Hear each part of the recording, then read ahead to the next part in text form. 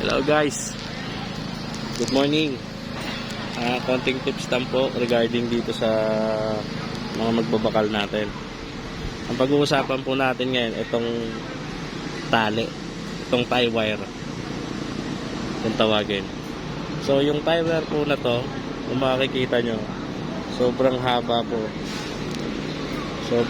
po yan. Biruin nyo, ganyan yung haba. Kapag magputol po kayo, isaktoin nyo lang. Depende doon sa kung anong bakal pong tatalian nyo dito. Ito kasi ngayon sa nakikita nyo 32mm. So ngayon kung 32mm, isaktoin nyo po, tansyahin nyo po na hindi susobra ng masyado. Yung isakto lang ho, wag naman po yung maiksi kasi may hirapan po yung steelman. Ayan. Tapos isa pa sa nakikita ko rito, tama naman po yung paglagay nila nung ng tali, naka 50% or naka diamond. Kung mapapansin nyo, naka diamond po yung tali.